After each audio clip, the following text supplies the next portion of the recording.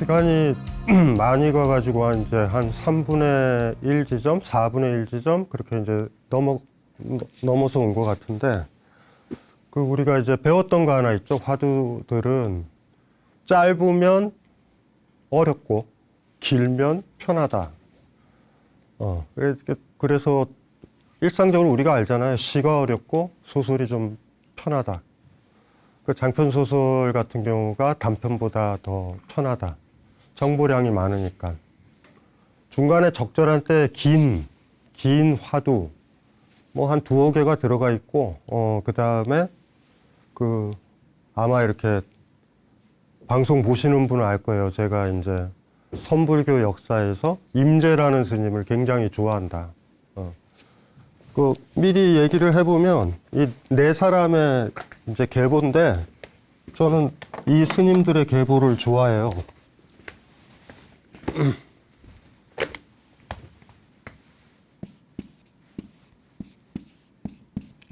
마조라는 스님, 그 다음에 바로 이제 그 제자가 백장,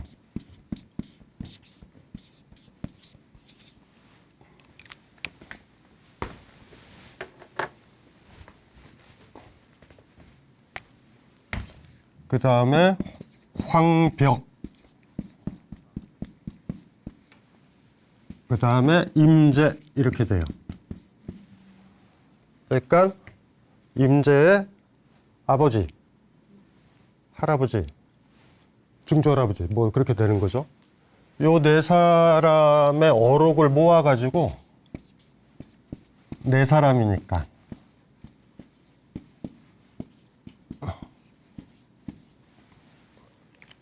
나중에 여유롭게 이 무문간의 원문들, 방송들을 보면 이렇게 화두가 올라가잖아요. 그래서 마조 나오고 백장 나오고 황벽 나오고 임재 나오고 그러면 주목해서 보시면 역시 무문간에서도 이 4사람이 굉장히 많이 반복이 된다.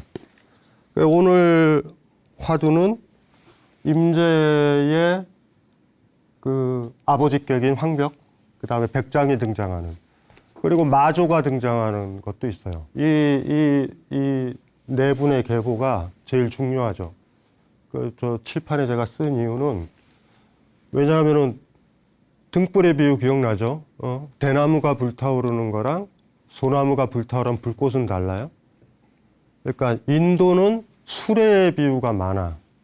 수레 알죠? 법륜이라고 그래서 불법의 수레바퀴 같은 거예요. 그때도 얘기했지만 대승하면 큰 수레, 소승하면 작은 수레. 그러니까 수레의 비유인데, 동아시아 선불교에 오게 되면 아주 그냥 불교의 정신이 나오면서 깨우침, 깨달음, 그건 불꽃이 퍽 튀는 느낌 같은 거예요. 그래서 제가 얘기했잖아요. 제가 대나무면 대나무에 맞는 불꽃이 나와야 돼. 근데 제 스승이 누구냐 하면 소나무야. 소나무가 불타올랐을 때 송진 때문에 생기는 불꽃 있잖아요. 그 불꽃의 색깔이 다르죠. 움직임도 다를 거고, 바람이 불 때. 그런데 내가 대나무인데 그 소나무의 불꽃이 나온다. 이건 가짜라는 거예요, 내가. 그래서 이게 뭐 전등사 얘기도 했고, 등을 전달한다, 이런 것들을 착각을 하시면 안 돼요. 똑같은 불꽃이 반복해가지고 딴 사람들이 따르는 게 아니에요. 그러니까 자기만의 개성이라고 그럴까? 내가 부처니까. 내 얼굴이 다 다르고, 그러니까 마조, 백장, 황벽, 임재가 다 다른 사람이잖아. 그러니까 불꽃이 달라요. 그런데도 요 4사람의 계보에 또 유사점들이 있어요. 왜냐하면 나무에서 또 크게 보면 나무에서 피어오르는 불꽃과 민들레 그런 하얀색 홀씨 같은 거 탔었을 때 나는 불꽃은 또 다르잖아. 그 어떤 계보를 이루죠. 그래서 뭐 이런 거 말고 한 사람의 개성 있는 불꽃을 보고 싶다, 뭐 이렇게 생각이 들면 뭐 서점을 잘 뒤지면 백장어록, 백장과 관련된 이런 화두 모음집, 에피소드집도 있고, 임재어록, 임재록도 있고, 황벽, 마조에 대한 것도 있어요. 그래서 일단은 뭐 가장 좋은 게 그래도 나랑 좀 유사하지 않는가, 좀 느낌이 같지는 않지만 그런 사람을 찾아내면 좋을 것 같아요. 그래서 무문 스님이 무문관을 편집을 할 때 의외로 길게 뽑은, 이게 사실은 드물어요. 백장이랑 황벽, 백장이랑 황벽의 이야기가 나오는 긴 화두. 그래서 어쩌면 오늘이 조금 편할 수도 있겠다. 왜냐하면은 시청자들은 아마 편할 것 같아요. 기니까 일단은 그 에피소드는 읽어볼게요. 백장야호라는, 예. 백장야호라는 말은 백장 스님이랑 야호가 들판의 여우, 들여우, 뭐 그런 거죠. 그냥. 그 에피소드에 대한 이야기예요. 읽어볼게요. 백장화상이 설법을 하려고 할 때 항상 대중들과 함께 설법을 듣고 있던 노인이 한 명 있었다. 설법이 끝나서 대중들이 모두 물러가면 노인도 물러가곤 했다. 그런데 어느 날 노인은 설법이 끝나도 물러가지 않았다. 마침내 백장화상이 물었다. 내 앞에 서 있는 사람은 도대체 누구인가? 그러자 노인은 말했다. 예, 저는 사람이 아닙니다. 옛날 가섭부처가 계실 때 저는 이 산에 주지로 있었습니다. 당시 어느 학인이 제게 물었습니다. 크게 수행한 사람도 인가에 떨어지는 경우는 없습니까? 저는 인가에 떨어지지 않는다라고 대답했다가 500번이나 여우의 몸으로 거듭 태어나게 되었습니다. 화상께서 제 대신 깨달음의 한마디 말을 하셔서 여우 몸에서 벗어나도록 해주십시오. 마침내 노인이 크게 수행한 사람도 인가에 떨어지는 경우는 없습니까? 라고 묻자 백장화상은 대답했다. 인가에 어둡지 않다.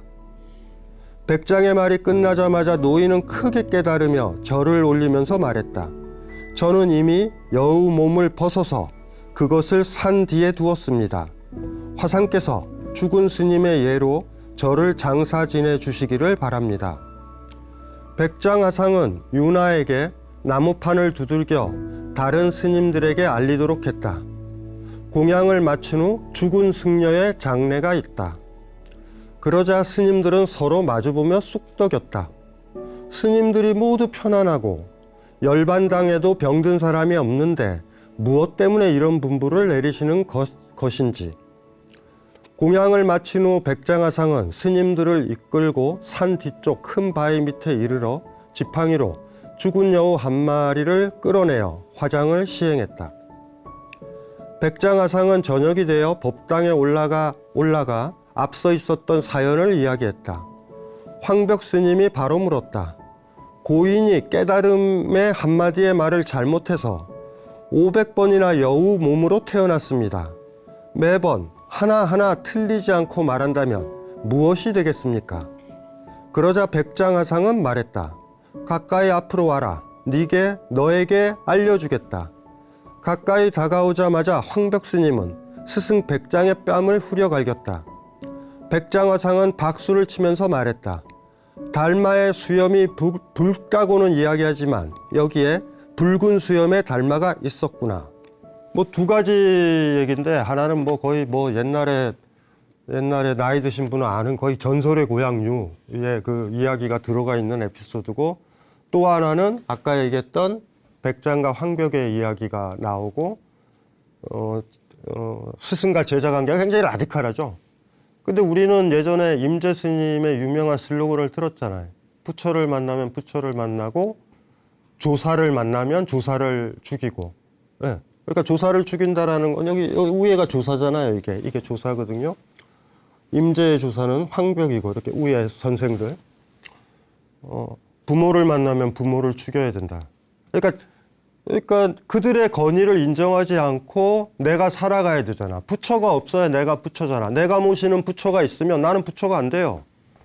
부처의 말만 듣는 사람이 돼. 그러니까 자유로운 사람이 안 되는 거야. 그러니까 부처가 성불을 못하는 거가 되죠.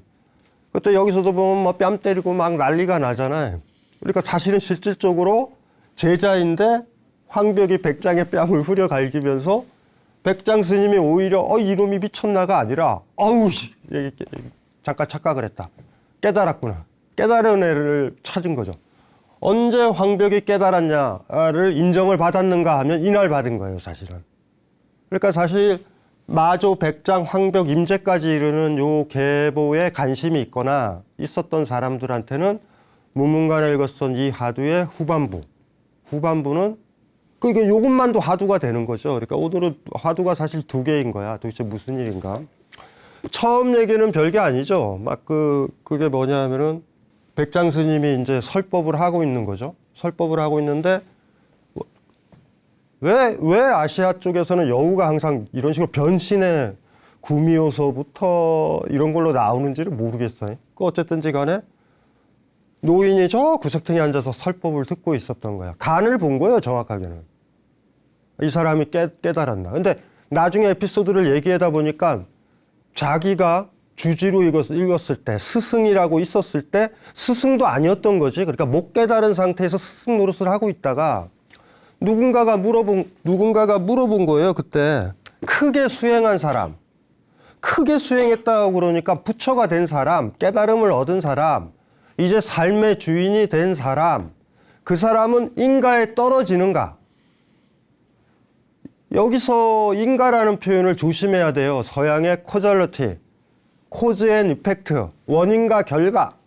불을 붙이면 연기가 나면, 그러니까 여기가 뭐야? 불이 나면 연기가 난다. 또 연기가 퍼지면 반드시 불이 있다. 이런 자연과학적 생각을 하면 안 되고, 인가의 과자가 과실할 때 과자잖아요. 과일할 때 과자야. 그러니까 예를 들면, 배나무에는 배가 열리는 것 같은 거야. 막 서양과학처럼 막 그런 게 아니에요. 그렇게 강한 뜻이 아니야. 서양은 인과관계를 밝힌 다음에 원인을 통제한다라는 쪽에 가깝잖아요. 그 통제를 하고 그거를 기계로 만들든지 간에 뭐로 만들든지 간에 공장을 만들어서 돌리는 거잖아요. 증기의 힘은 다 알았어요. 근데 그거를 분리를 해서 증기기관차로 세팅한 건 서양의 논리에 인과를 분리해서 이용을 한다고.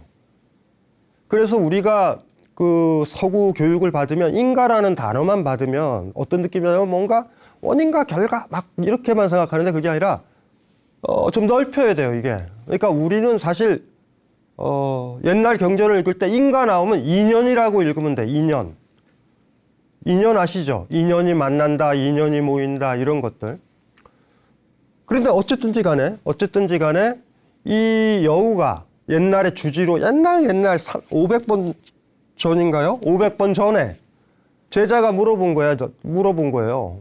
수행을 다 하면 이런 인과관계를 벗어날 수 있는가? 그러니까 이 세계를 벗어날 수 있는가라는 거랑 같은 질문인 거예요. 이 세계가 살기가 힘들어. 이 세계를 벗어날 수 있는가? 그랬더니 뭐라 그랬어요? 다시 이 세계에 떨어지지 않는다. 인과의 세계에서 벗어난다. 그렇게 얘기를 한 거예요. 그때 잘못 얘기를 했기 때문에 저주를 받았다라고 나오는 거죠. 그래가지고 그때부터 여우가 된 거예요. 그리고 여우가 되면서 어떻게 되냐면 이 스토리를 따지면 그쪽 사찰에 얼마나 많은 주지가 있었겠어요. 500번 여우로 태어났다 그러면 500명의 깨달은 척하는 중들의 설법을 들어온 거예요, 다. 이해되죠? 자기가 잘못 얘기한 거, 제자를 잘못된 길로, 그건 진짜 저주받은 길 아니에요? 제자한테 잘못된 길을 가르쳐 준 거야. 아니 불교에서 깨달은 사람이 자비인데 그 사람을 품어주고 애정하는 건데 이거는 애정이 아니라 잘못된 길로 가게 만들어 준 거니까 굉장히 큰 죄죠. 그래서 계속 듣고 있었던 거야. 이게 더 중요한 거예요. 얼마나 많은 스님들이 있었어, 그 사이에. 500명 정도까지가 있었다는 거야. 다 헛소리를 한 거야. 그래서 산에 여우가 많은 건지도 몰라. 농담 삼아 하면 500명을 기다려서 백장이라는 스님이 왔었을 때 다 보니까 헛소리를 하니까 신뢰를 못하는 거죠. 저것도 어디서 들은 얘기 헛소리하고 앵무새처럼 떠든다. 자기 불꽃이 아닐 거야. 여우가 그렇게 생각하다가 어느 날 노인으로 변장해서 듣고 있었잖아요. 어느 날 확신을 가진 거예요. 아, 이 사람 올바른 얘기를 할 것 같다. 그래서 내가 드디어 여우의 굴레에서 벗어날 수 있을 것 같다. 그래가지고 물어보는 거잖아요. 옛날에 자기한테 제자가 했었던 것 같은 질문을 똑같이 해. 크게 수행하면. 저는 이게 너무나 멋있어요, 사실은. 이 이야기에서. 똑같은 제자 입장에 들어가 있다. 들어가서 질문을 그렇게 하잖아요. 다시 읽으면 마침내 노인이 크게 수행한 사람도 인가에 떨어지는 경우는 없습니까? 라고 묻자 백장화상은 대답했다. 인가에 어둡지 않다. 300대, 500이라는 그 시간을 거쳐가지고 질문한 게 500년 전, 5000년 전일 수도 있겠다 했죠? 그 제자가 질문했던 거를 하는 거야. 와, 여기서 사실은 자세히 읽으면 울림이 있어요, 이거 자체가. 이미 그거를 해서 진짜 절절한 거야. 자기 제자가 자기가 큰 스님이다, 깨달음을 얻었다, 부처다, 성불했다 라고 생각했었을 때 자기 앞에서 내가 성불한 사람이니까 그 제자가 온 정성을 기울여 물어봤던 그 질문을 500번 다시 태어나서 똑같이 할 수 있는 사람한테 하고 있는 거야, 이 장면이. 그때 대답이 다르잖아. 네. 인가에 떨어지지 않는다가 아니라 인가에 어둡지 않다 라고 얘기해서 깨달음을 얻은 거예요. 그래서 마지막 부탁을 하나 하죠. 사찰 뒤쪽에 가면 바위 밑에 조그만한 여우 시신이 있을 거다. 그런데 부탁하건대 깨달음을 얻었으니 최소한 스님 장례식 하듯이 다비식 하듯이 해달라고. 그래가지고 그걸 한 거죠. 그게 첫 번째 얘기. 그러니까 그게 이제 우리가 오늘 얘기해 봐야 될 중심적인 테마예요. 두 번째는 이제 그 얘기를 황벽한테 얘기를 했더니 황벽이 뭐라고 또 질문을 해요? 고인은 그 사람 있죠? 지금 저 장례를 치러줬잖아. 깨달음의 한마디의 말을 잘못해서 500번이나 여우의 몸으로 태어났다. 그런데 매번 하나하나 틀리지 않고 말한다면 무엇이 되겠는가? 한 번 잘못했더니 500번이나 여우로 태어났잖아요. 그러니까 여기 또 질문을 하는 거야. 그럼 매번 말할 때마다, 그러니까 나쁜 말을 하고 그릇된 말을 하니까 여우로 태어났잖아요. 그러면 매번 옳은 말, 깨달음의 말을 하면 뭘로 태어날까? 여우보다 더 근사한 걸로 태어나겠죠. 뭔가로 태어나겠죠. 이런 식으로 질문을 한 거예요. 그랬더니 백장스님이 일로 와라. 아마 때리려고 그랬을 것 같아. 때리려고 그랬었던 것 같은데 황벽 스님이 먼저 때려버려. 그래가지고 너 깨달았다. 뒤쪽에 있는 그거 있잖아요. 달마의 수염이 붉다고 이야기하지만 여기에 붉은 수염에 달마가 있었구나. 드디어 인정을 한 거예요. 백장 스님이 황벽 스님을. 야, 너 깨우쳤다. 네 머리에 불이 타올랐다. 이렇게 얘기를 한 거죠. 그러니까 사실은 제가 처음에 얘기했듯이 요 마조, 백장, 황벽, 임재로 이어지는, 전통적으로 동아시아에는 이 네 사람의 에피소드를 모아서 사가오록이라고 묻기도 하는 이 네 사람의 계보에 백장과 황벽의 계보를 하나 지금 연결시키는 에피소드를 하나 찾은 거예요. 서양에서 20세기 들어와가지고 유행했던 말 중에 이머전스라는 말이 있어요.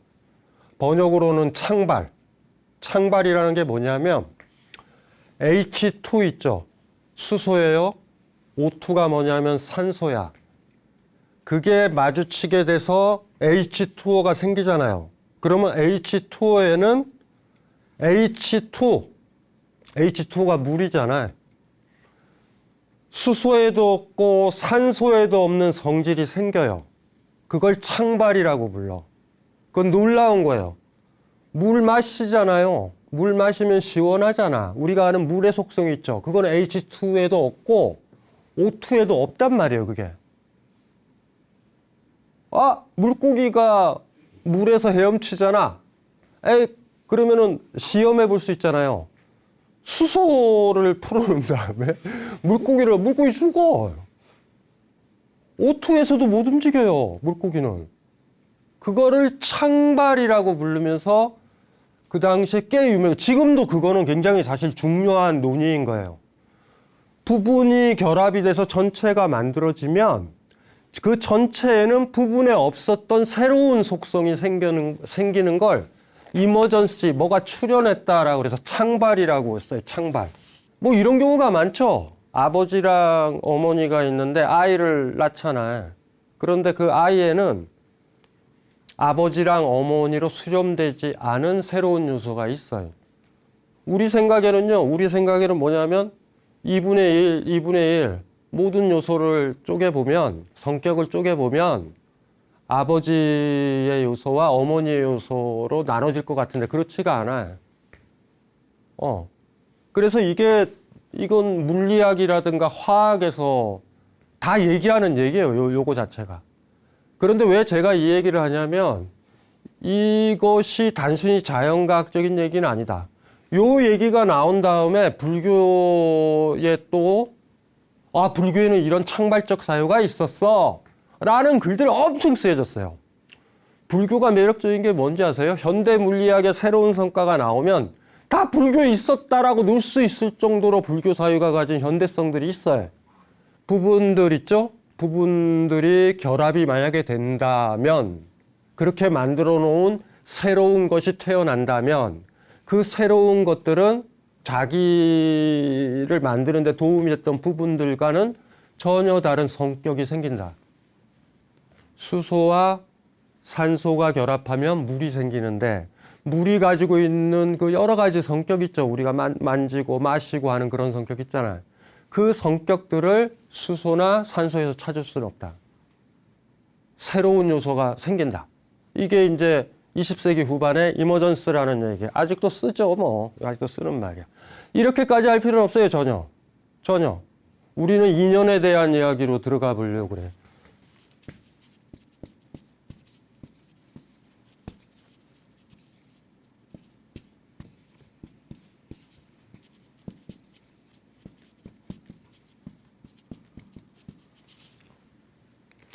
이 세상 모든 존재하는 것들은 인연이 화합해서 만들어진 거다. 그리고 인연이 다하면, 그 화합한 게 다 되면 그건 사라진다. 이거 불교의 가르침이잖아요. 그 안에 뭐 창발의 논리도 있는 거예요, 그냥 같이. 그런데 뭐 새로운 속성이 생겼어. 그 새로운 속성은 그 인연들에서 찾을 수 없어. 인연이 모여서 새로운 게 생기잖아요. 생긴 거에 새로운 속성들이 있어. 이 새로운 속성들은 그 인연 속에서 찾을 수가 없어. 이런 식으로 논의까지 안 나가요. 그렇게 나갈 필요도 없어. 인연이 만나면 생기고, 인연이 닿으면 끝난다. 이게 불교의 핵심적인 가르침이에요. 우리가 이제 이거를 생각을 조금 해봤으면 좋겠다라는 건데, 이렇게 지워지지도 않고 힘이 없나? 눈사람 얘기 제가 많이 드렸죠. 눈사람. 이렇게 분석을 하면 돼요. 그냥 눈사람이 있다. 지금 이미 눈사람이라고 얘기했었을 땐 이미 겨울이에요. 그러면은 이게 어떻게 된 거겠어요? 여기에 있는 인연들을 다 엄청나게 많은 인연들이에요. 나열을 해보면 어떻게 되겠어요? 그냥 뭉뚱그리면 온도, 습도가 맞아야 되고, 그쵸? 네? 눈도 있어야 되고, 눈이랑 온도, 습도가 만나면은 뭐 눈사람이 되나요? 어떤 사람이 있어야 되잖아. 눈사람을 만드는 사람.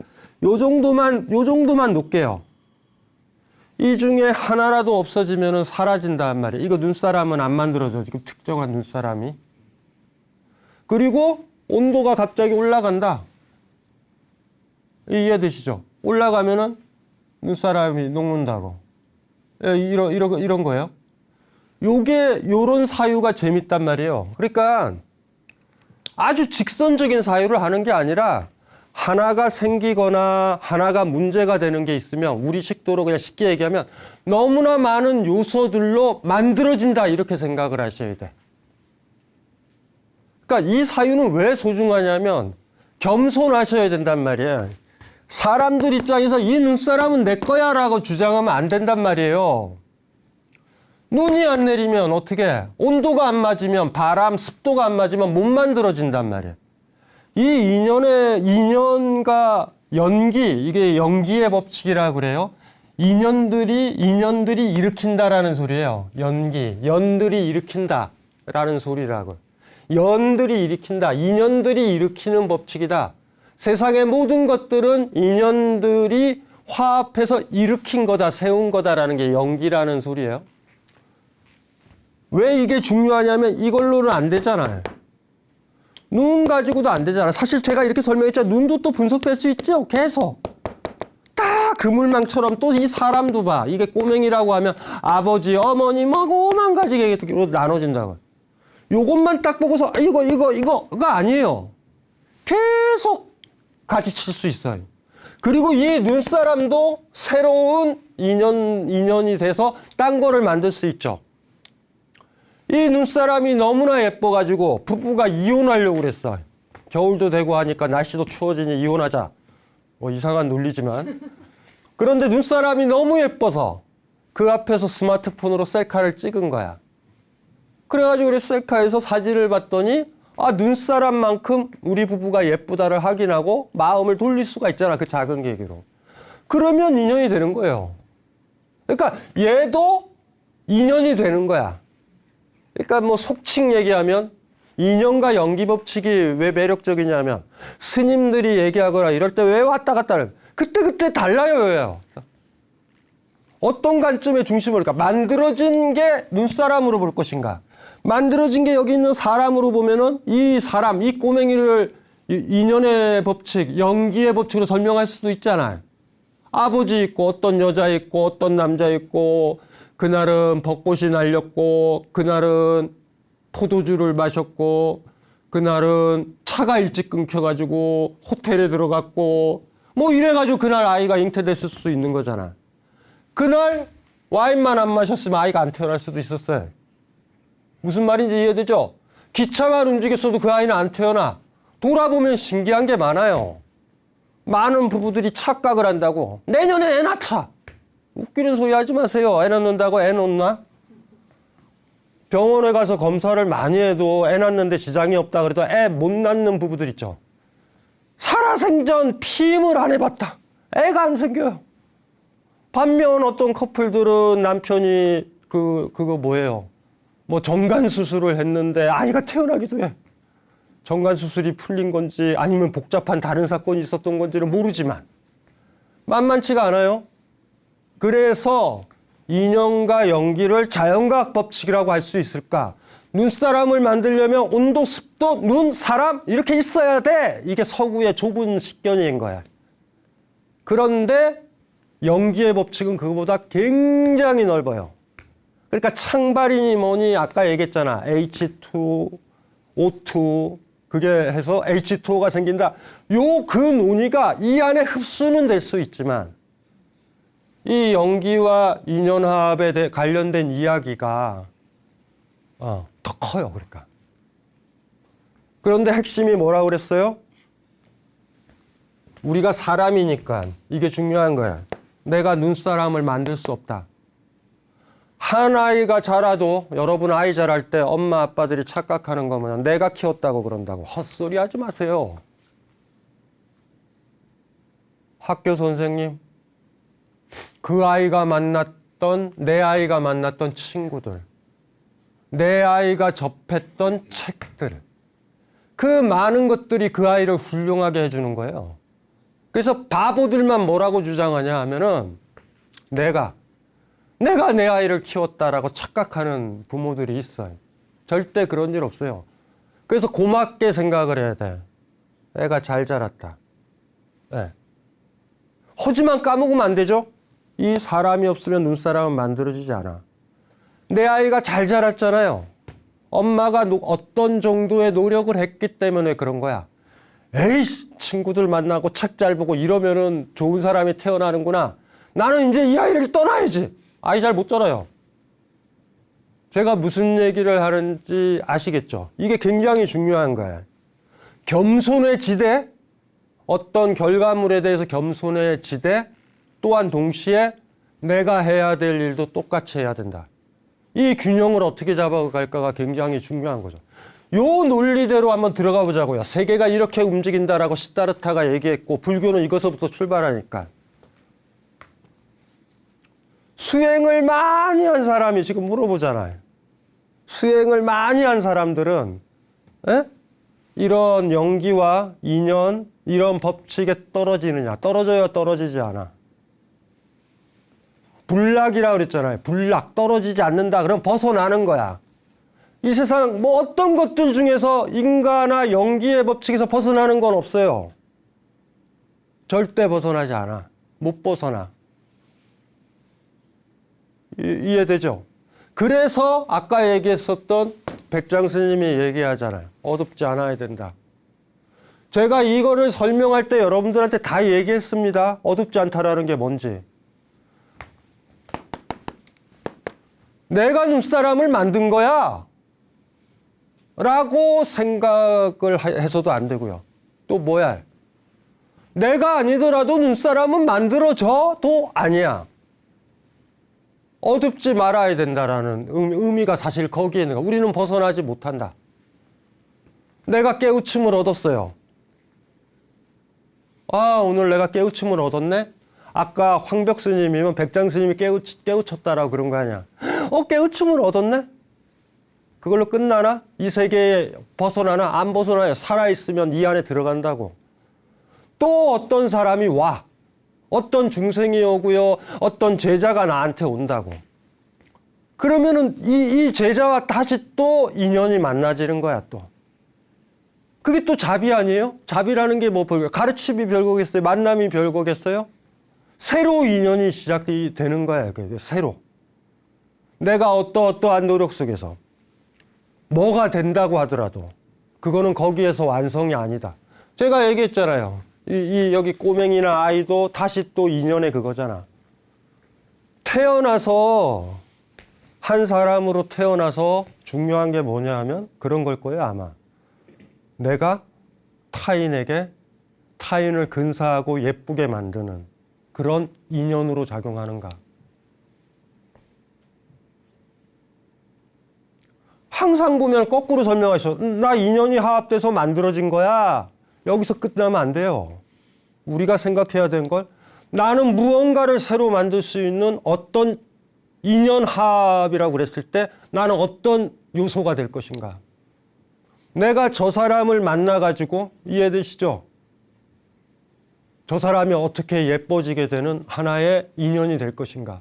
저 사람이 인연이 될 것인가. 요게 굉장히 사실은 중요한 거죠. 여우가 옛날에 있었던 인가에 떨어지지 않는다 이랬다고. 인연에 떨어져. 인연에 안 떨어지면 어떻게 되는 거예요? 그건 죽은 거예요. 없어진 거예요, 그냥. 그런데 살아있다면 인연에 들어가. 우리가 해야 될 것은 타인들, 바깥에 있는 것들한테 좋은 인연으로 남을 것인가.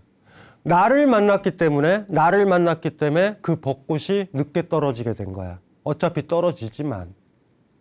그 벚꽃이 악연을 만나서 이상한 꼬맹이를 만나가지고 꼬맹이가 흔들어가지고 벚꽃을 흩날리게 한다. 그럼 그 꼬맹이는 안 좋은 그거를 한 거잖아, 일종의. 그렇게 될 것인가. 아, 나는 인연이 만든 거야. 도 되지만 나도 또한 무언가를 만들 수 있는 작은 인연. 저 온도, 습도, 눈, 저기에 있는 사람처럼 될 수가 있다고. 근사한 눈사람을 만들 수 있는 나일 수 있을까? 이게 중요한 거죠, 사실은.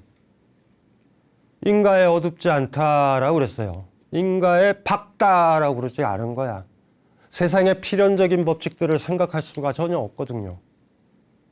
예측이 안 되거든, 그거는. 어떻게 만나느냐에 따라서. 눈사람을 근사하게 만들었는데, 밤에 만들었는데, 그리고 만들고 들어왔는데, 아, 내일 봐서 눈사람 봐야지 이랬는데, 밤늦게 회사일이 너무나 힘들었던 어떤 아저씨가 술 취해 오다가 비틀비틀 대다가 몸을 겨누려고 눈사람에 기댔다가 눈사람을 무너뜨릴 수도 있죠. 아침에 일어나 보면 꼬맹이가 황당할 거 아니야. 전혀 예측도 못했었던 것들이야. 그렇게. 조심해야죠. 눈사람 무너뜨리지 않게 해야지. 예. 오히려 보면 지나가다가 눈사람에 이렇게 아이가 낡은 장갑을 꽂아놨다. 그런데 밤사이에 낡은 장갑이 떨어진 거야. 그러면 그거 눈사람이 있는 줄 모르고 지나가던 어른이에요, 내가. 그러면 그거를 웃으면서 장갑을 주워서 꼬맹이가 눈사람에 꽂았던 것보다 더 튼튼하게 안 떨어지게 해놓고 갈 수도 있잖아. 예. 우리는요, 인연이 화합해서 만들어진 거야. 여기에 그치면 안 돼요, 절대. 앞으로 만들어 나갈 거에 나는 어떤 인연일 것인가. 제가 그런 얘기 많이 했잖아요. 경전 말고 뭐 대승기신론이니 논서 있잖아. 우리가 불교에서 3장이라고 그러면 경, 율, 론 그러거든요. 경이 시다르타나 부처가 얘기한 것, 율이라는 게 계율, 그러니까 논이 이론서들이에요. 이 이론서들은 보면은 실명이 다 있어요. 나가르주나 뭐 이렇게 원효가 지었다 이런 것들이 있다고. 근데 그런 책들은 다 그 얘기가 그 얘기가 나와. 어떤 인연으로 이 이론서를 지었는가? 무슨 인연으로 이 논서를 짓게 됐는가라는 것. 인연이라는 단어가 이런 거예요. 우리는 여기에서 벗어나지 못한다. 여기서 벗어나지 못한다. 그런데 박지는 못하다. 박지는 못하다라는 의미는 정확하겐 인연에 어둡지 않다라고만 얘기했잖아. 그걸 들었을 때 인연에 박다라고 독해하면 안 돼요. 박다라는 것 마치 전지전능하듯이 다 아는 거야. 이렇게 하고 이렇게 하면은 이렇게 될 거다. 아예 안 된다고. 네. 어둡지는 않아. 어둡지는 않지만 아까도 얘기했잖아요. 저 눈사람을 만들고 들어가는 순간 꼬맹이는 알잖아요. 그런데 지나가는 어떤 사람이 저걸 무너뜨릴 수 있다라는 것까지 미리 짐작하지 못한다. 불교가 가진 매력이기도 해요. 그러니까 신이 다 알 거야. 누군가가 다 알 거야. 라고 얘기를 하지 않아요. 제가 얘기했죠. 이 눈사람의 이 비유를 제가 좋아하는 이유는 눈사람이 녹았다. 그러면 우리가 착각에 빠지면 안 돼요. 눈사람의 영혼, 아트만이 천국에 올라갔다라고 얘기하지 맙시다. 인연이 다 돼서 녹아서 쓰러진 거야. 머릿속에 넣어놔야 돼요. 여러분이 죽으면 이 세상을 떠나면 눈사람이 녹듯이 기독교랑 건널 수 없는 강이에요. 아트만 같은 무아가 그거야. 존재하지 않는다라고. 그러니 오바들 하지 말자고. 만들어졌다 이거에 집착하지 말자고. 이 눈사람이 또 어떤 인연을 만들어 갈 것인가. 예. 깨달음을 얻고 크게 수행을 해서 완성된 스님은 앞으로 더 힘들어지는 거야. 조심 하면서 좋은 인연을 만들어 가야 돼. 제자들 함부로 가르쳤다간 제자들 망가뜨릴 수도 있죠. 그 여우처럼. 좋은 인연이 돼야 된다고. 그래서 걔도 삶의 주인이 되고 부처가 될 수 있도록 해줘야 되는 거예요. 예. 그리고 뒤쪽에 있는 얘기의 백장 스님과 항벽 스님 얘기는 우리가 많이 다뤘었던 테마랑 사실 비슷한 거죠. 예. 뭐 어렵지 않을 거예요. 이 흐름에서 딱 읽으면 주인됨을 보이는 거. 그래서 제가 처음에 임재의 정신 가지고 얘기를 드린 거예요. 부처를 만나면 부처를 죽이고 일리 와라 딱 그랬더니 농담 삼아 오히려 제자가 질문을 한 거죠. 한 번 말 잘못해서 500번 영으로 태어났잖아요. 그럼 매번 잘하면 어떻게 돼요? 라고 장난을 쳐본 거야. 장난을 딱 쳐보니까 일로 와봐 라고 딱 얘기를 한 거죠. 그런데 황벽이라는 그 제자가 오히려 스승의 얼굴을 딱 치죠. 뭐 이거는 뭐 그렇게 어렵지 않은 거예요.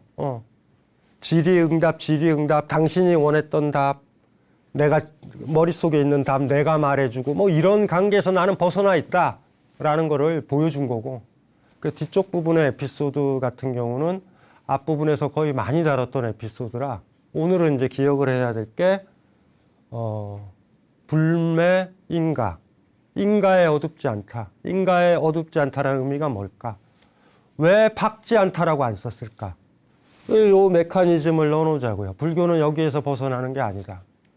그러니까 다시 강조하지만 내가 없으면 내가 눈사람을 만든 원인이야라고 착각하지 맙시다. 나는 눈사람이 만든 많은 인연들 중에 하나일 뿐이다를 알아야 되고요. 또 하나가 많은 인연들이 뭐야 눈사람이 만들어지잖아. 그럼 나는 안 해도 돼. 헛소리 하지 마세요. 그럼 눈사람도 만들어지지 않아. 엄마들이나 아빠들이 아이 키울 때도 똑같은 거예요. 내가 아이를 잘 키웠어. 헛소리예요. 어차피 학교 잘 다니고 학원 잘 다니고 책 잘 보고 그러면 아이는 잘 자라는 거 아니야? 나는 여행이나 다니자. 이러면 아이 못 자라. 이 둘 사이에 정확하게 있다면 여러분들은 인가에 어둡지 않은 사람이 된다고요. 자, 길지만 빠르게 한번 음미하면서 읽어보고 맞춰볼게요. 백장야호입니다. 백장하상이 설법하려고 할 때 항상 대중들과 함께 설법을 듣고 있던 노인이 한 명 있었다. 설법이 끝나자 대중들이 모두 물러가면 노인도 물러가곤 했다. 그런데 어느 날 노인은 설법이 끝나도 물러가지 않았다. 마침내 백장하상이 물었다. 내 앞에 서 있는 사람은 도대체 누구인가? 그러자 노인은 말했다. 예, 저는 사람이 아닙니다. 옛날 가섭부처가 계실 때 저는 이 산의 주지로 있었습니다. 당시 어느 학인이 제게 물었습니다. 크게 수행한 사람도 인가에 떨어지는 경우는 없습니까? 저는 인가에 떨어지지 않는다라고 대답했다가 500번이나 여우의 몸으로 거듭 태어나게 되었습니다. 화상께서 제 대신 깨달음의 한마디의 말을 하셔서 여우 몸에서 벗어나도록 해주십시오. 마침내 노인이 크게 수행한 사람도 인가에 떨어지는 경우는 없습니까? 라고 묻자 백장하상은 대답했다. 인가에 어둡지 않다. 백장의 말이 끝나자마자 노인은 크게 깨달으며 절을 올리면서 말했다. 저는 이미 여우 몸을 벗어서 그것을 산 뒤에 두었습니다. 화상께서 죽은 스님의 예로 저를 장사 지내주시기를 바랍니다. 백장하상은 유나에게 나무판을 두들겨 다른 스님들에게 알리도록 했다. 공양을 마친 후 죽은 승려의 장례가 있다. 그러자 스님들은 서로 마주보며 쑥덕였다. 스님들이 모두 편안하고 열반당에도 병든 사람이 없는데 무엇 때문에 이런 분부를 내리시는 것인지. 공양을 마친 후 백장하상은 스님들을 이끌고 산 뒤쪽 큰 바위 밑에 이르러 지팡이로 죽은 여우 한 마리를 끌어내어 화장을 시행했다. 백장하상은 저녁이 되어 법당에 올라가 앞서 있었던 사연을 이야기했다. 황벽 스님이 바로 물었다. 고인이 깨달음의 한마디 말을 잘못해서 500번이나 여우의 몸으로 태어났습니다. 매번 하나하나 틀리지 않고 말한다면 무엇이 되겠습니까? 그러자 백장하상은 말했다. 가까이 앞으로 와라. 너에게 알려주겠다. 가까이 다가오자마자 황벽 스님은 스승 백장의 뺨을 후려갈겼다. 백장하상은 박수를 치면서 말했다. 달마의 수염이 붉다고는 이야기하지만 여기에 붉은 수염에 달마가 있었구나. 매번 옳은 얘기를 했다가 해도 부처가 된다. 그런 얘기는 아니죠. 매번 옳은 얘기를 했다. 그것도 의미도 없는 거고, 옳은 얘기를 해서 부처가 돼도 인가에 어둡지 않지만 그 안에 들어간다고. 매번 옳은 얘기를 했다 그때 부처가 되고 다 옳은 얘기를 하고 이런 것들은 아니에요. 어쨌든 불교의 핵심은 미래에 내가 어떤 인연이 될지, 어떤 악연을 만날지 선연을 만날지를 짐작하지 못한다. 그거를 감당하고 조심조심한다. 이게 힘든 거예요. 부처로 깨우침을 얻었지만 내 앞에 만나는 사람이 피눈물을 흘리면 나도 같이 피눈물을 흘려야 잡이니까. 밝게 웃고 있는 꼬맹이를 만나면 밝게 웃게 된 그날 깨우친 사람은 행복하지. 저 아이 때문에 내가 웃는구나 라고. 불락인가 인가에 떨어지지 않는 게 아니다. 불매인가 생각을 해보고요. 아까 얘기했던 백장, 황벽 임재의 아버지 스님과 할아버지 스님 얘기를 저는 들어보신 거예요. 한번 좀 생각을 좀 많이 해보셨으면 좋겠어요. 이걸로 마치겠습니다.